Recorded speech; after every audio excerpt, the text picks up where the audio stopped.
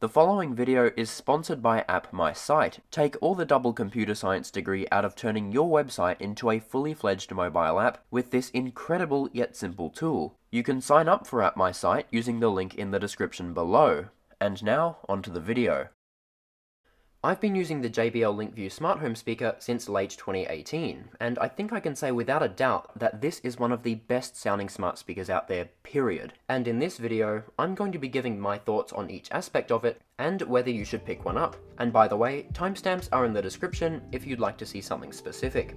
So starting off with the design, the JBL LinkView is definitely much less versatile than a lot of other smart speakers out there, so you won't be able to place it in as many spots as competitors, such as the Google Nest Mini or even the Amazon Echo Dot. This isn't a deal breaker by any means, but do keep in mind that you might have to free up a bit of space for it. Now overall, I think it's a pretty good looking speaker, and there's definitely nothing wrong with the appearance. On the front of the device, we get the two speakers, the display, the 5-megapixel video call camera, plus the two long-range microphones that can hear you say "OK Google" from anywhere in the room. Oh, mine just went off. I personally absolutely despise that phrase. It's quite a bit of effort to say. A lot more than Alexa or Hey Siri. Oh, damn it, my phone also just went off. Go away. Anyways, we also get the camera cover and microphone switches at the top, along with the volume buttons for when you're up close and don't have to control the volume with your voice. One interesting thing here though is that on the back we get a JBL badge thingy that bounces along with the bass of the music, which doesn't serve any practical purpose, but it is a cool visual touch. All in all, it's a good looking speaker, although again, do keep in mind that it's a bit bulkier than its alternatives, but it is worth it for that amazing sound quality, which I'll get to soon.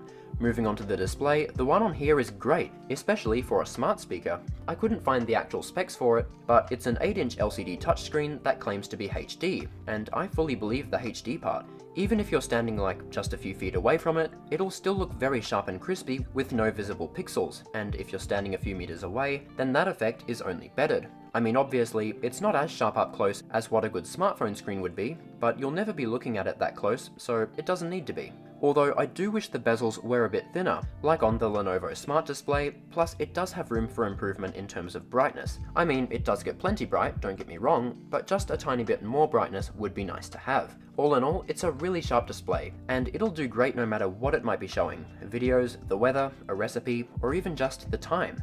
Now it's time to talk about the thing that you probably care the most about, the sound quality. And I have no words except that it's just phenomenal, and the bulky size is a completely worthwhile trade-off for the bassy, rich and vibrant audio. You're definitely getting your money's worth in this department, and so you'll be able to listen to your music in the most pleasant way possible on a smart display speaker. It also gets pretty darn loud too, and it's perfect for a large area like the living room or veranda, especially when entertaining guests. Turning up the volume even just halfway gives a decent punch, and turning it up all the way will knock your socks off, as well as your neighbors. So basically, the giant speakers aren't just for show. In fact, take a listen for yourself.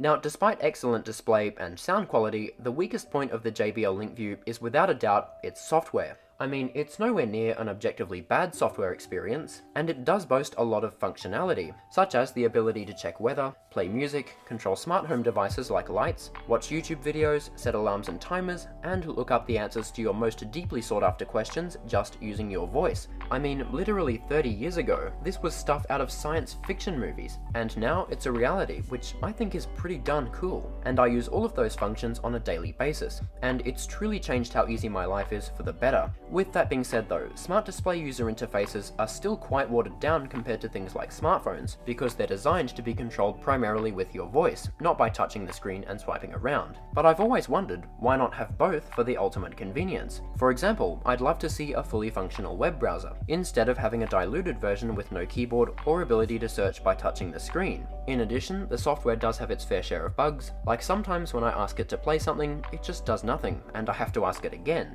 or on some occasions when it starts playing a song, there's no volume, and I have to swipe up and press play again. Plus again, I really just hate saying, "Okay Google." I don't know if any of you out there feel the same way. Oh, it's gone off again. But I really don't like saying it. I know, first world problem, but it's not the easiest thing to pronounce, and an option to change the activation command is way overdue. I might also add that the performance and responsiveness on here isn't exactly smartphone level. I mean, I don't think there's many smart display speakers out there that will feel fast per se, but there will be a tiny bit of delay when navigating through the interface and opening different things, although just a minor thing, not really a big deal. All in all, software is acceptable and more than usable for a variety of things, but there is still tons and tons of room for the additions of more features and less bugs. And so with my review now out of the way, is this the right device for you? Well, for $250 from JB Hi-Fi, this is a cracker of a deal. You're getting much better sound quality than its competitors for less, and a great display for consuming content on. Again, the only downsides are that the device takes up a lot more space than your average smart display speaker, plus it is lacking software-wise compared to what else is out there. But its pros far outweigh the cons, and I can safely say that I highly recommend it. If you enjoyed this video, or found it useful in any way, please make sure you drop me a like, and subscribe to TechSpree for more reviews, insights, and the occasional unboxing. Thank you so much for watching, this is Tom with TechSpree, and I'll see you as always, next time.